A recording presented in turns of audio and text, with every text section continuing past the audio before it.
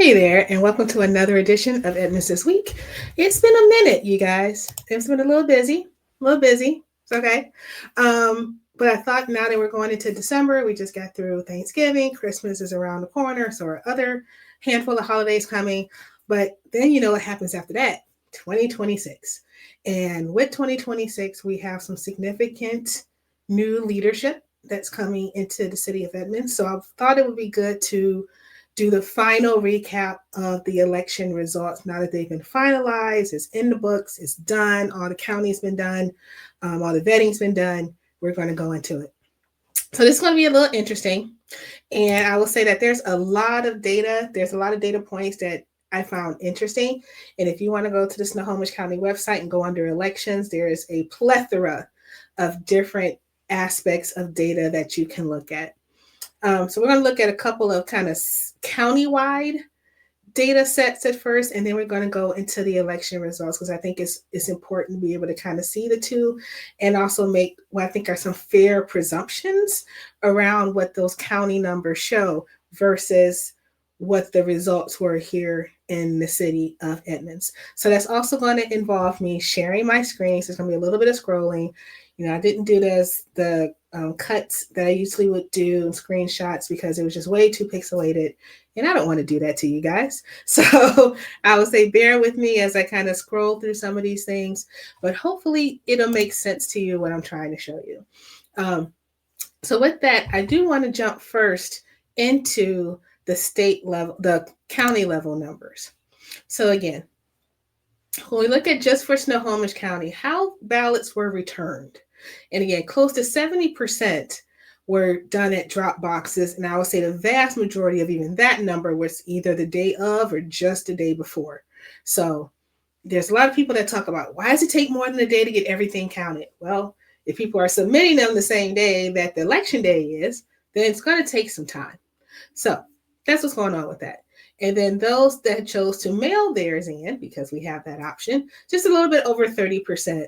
And then the 0.16, which is other, it's usually someone either ended up walking in their ballot into the county office for one reason or another. Maybe they misplaced their ballot, the ballot was wrong, so they needed another one. So they go to the county office and that they are able to do that. The other thing I want you to see too, and this is really important, these are the kind of two sticking points for me that I'm hoping that people will either vibe with or find interesting like I did, which is, again, the age range that was returning their ballots. And this is just on this is the county level. And we've talked about this before, but when you see this is kind of sobering because we've already talked about the fact that it seems like the eldest population is the one that votes the most, turns in their ballots the most. And as you go down each age segment, it gets lower. So it's almost like a perfect diagonal down. But it's kind of sad, right? Because you look at the 18 to 24 number, 16.4% of those in that age range that are registered to vote in Snohomish County, only 16.4% submitted their ballots, which means 83.6 did not. That's a lot. And again, that number doesn't get too much better as you go up the ages, but again, 65 and up, they came in at 57.3%. Meaning 42.7 did not submit their ballots for one reason or another. But they are the largest voting bloc.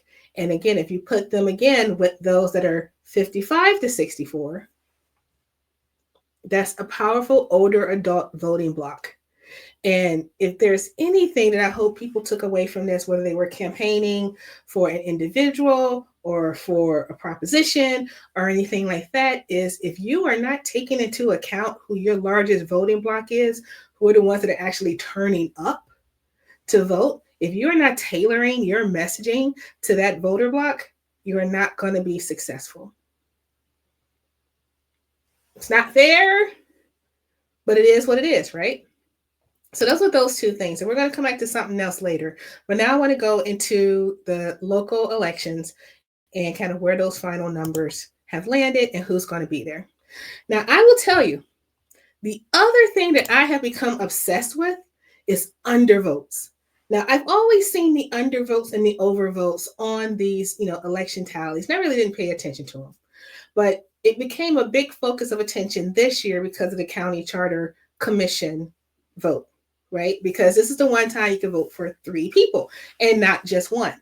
But when you're so into your method, into just kind of autopilot, you're used to voting for one. So a lot of people across all 5 of these districts kind of voted only for one person, maybe 2, but they undervoted by a lot. So even in our district, District 3, there was over 31,000, almost 32,000 undervotes. That means almost 32,000 people only voted for 1 or 2 people. They didn't go for all 3.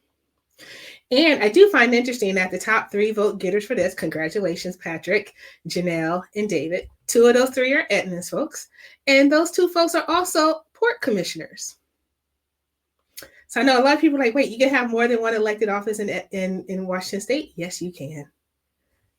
It's not the same way across a lot of other states, but Washington State is one of those. So do with that information what you will. But I do want to scroll, so go with me. Let me go find it. I want us to start talking about some of these other ones too. Let's get down to the city of Edmonds.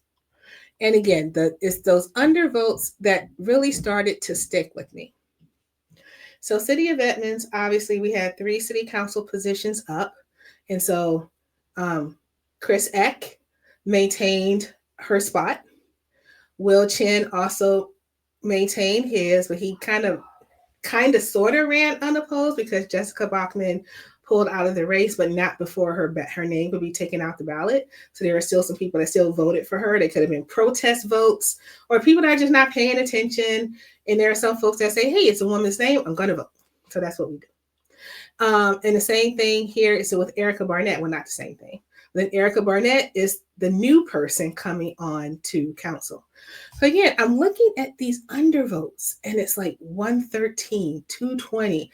And you're like, Alicia, that doesn't seem like that much. But there's something else I want to show you. Let me see if I can find it real quick. And again, I always never really paid attention to that undervote number.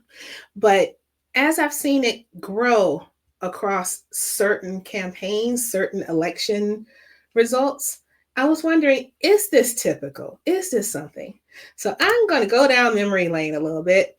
And I decided to go back 4 years because I want to say, do those numbers gel, right? So I went back 4 years. And again, when I admit, when I went to go look at 4 years, I totally forgot that was the last year I ran. So I was not picking this because it's me, because who wants to celebrate the fact that they lost? But, and actually, I'm kind of glad that I lost, but that's a story for another time. But when you go back and look at the undervotes for the city council positions back in 2021, so just 4 years ago, it's just a few hundred, 517, 380, 550. So why is it so many more of these happening now? I don't understand. Well, I do understand it. And it'd be interesting to see what you think about this. Because again, I'm seeing this all across the board. Also now see this with the Edmonds School District. So again, there was only one person that ran unopposed, and that's Kevin Smith. And Tom won his race. That he was appointed into that seat earlier this year and won the race against Jason Moore by a substantial amount. But again, there's a lot of undervotes. And in this case, it's not that big of a deal, maybe in my mind, because, when it's only one person running, there are people that are like, oh, they're going to win anyway. So maybe they just bother not to vote. But they'll write in numbers or write in a person's name, which is what they did in this Kevin Smith election, but didn't really make that much of a difference anyway. You have South County Fire. Now, this was one that did confuse a lot of people because we just joined the RFA earlier this year. We won't have a voting representative for like another year, maybe 2 years, somewhere within that. There was some back and forth on that. But it still appeared on our ballot to vote. So a lot of people didn't know who these folks were. And I think this is the one that people had to do the most homework on, because they didn't know some of these names, or, oh, we can vote in this, or is this a voting person? What's going on? So if anything, I would say that now that we know that these 3 are going to be in office on the South County Fire RFA, this is the time that we do homework. And this is the time we start really paying attention to stuff. And I do see that happening already. I'm already seeing some of the discourse and the back and forth going on some of the local news outlets where there's been some other issues around, post RFA vote and just other things that's going on with tax talking within Edmonds. So it's going to be pretty interesting to see how that all works out. And I would be remiss if we did not talk about Prop 1. And again, this ties back to the two things I said initially. One was when you see what that voting block is, I was not surprised that Prop 1 failed because the biggest opponents of the prop were those in that voting block. And I think a lot of them felt like they were not being talked to, they were not being heard, that people were like, oh, well, yeah, we feel bad about that, but we still want parks and all these other things, and everything's going to get cut and all these other things. So, not even saying that those things were wrong. But it's, again, when you think about who you're talking to, who you are campaigning to, and if that voting block, which you know is significant, is not feeling what you're putting out there, chances are you are not going to get the result that you were looking for. So what does that mean now? That means now we're going to go into 2026 with new leadership. We're going to figure out if the campaign promises that were made are going to be upheld or be held, number one, and how cohesive will this new council be? And this is what our council is going to look like at the beginning of 2026, with only one new face. So, of course, there's a lot of conversation going, well, with Erica coming on, does that mean that it's going to be like a Chen Barnett Dotch block? I don't know. Oh, that sounded weird. You know what I mean. If you know what I mean, don't say anything.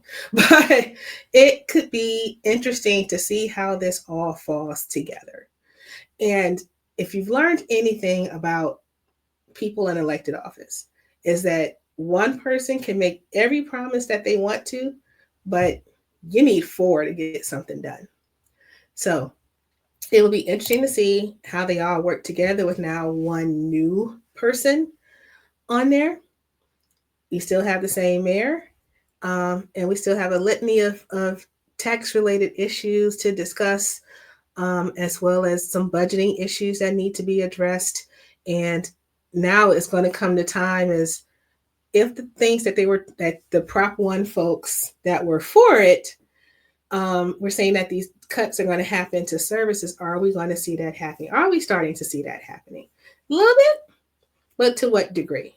So the jury's still out. We'll see what happens. But if anything, this election season has made so many people activated. But I think it's also interesting to see who's still out and about and talking about things post-election. And it's been pretty quiet. And so I'm just wondering if it's because it's just a holiday. Are things going to kind of ramp back up at the beginning of the year? I hope that we don't go into a level of contention that happened this past election cycle, but I'm not feeling very faithful about that because I think there's some very strong opinions and not a lot of people that want to take in new information. So we'll see how that works out, but here we going into 2026. So thanks for sticking around and watching some of this. Again, I invite you to go back to the Snohomish County website and look and see this data for yourself. And again, there's lots of other data points that's just really, really interesting that you can break down into, but I didn't want you to get too bored too soon in going through that. So go check it out. And our next Edmonds This Week, we're going to go a little lighter. We're going to talk about stuff that's happening around the holidays, and especially things to do around fundraising and supporting local organizations that are really feeling the crunch right now. Not just because of the typical crunches they would feel financially because it's end of year, but just everything that's come down federally, then state, then local, where people are having a hard time.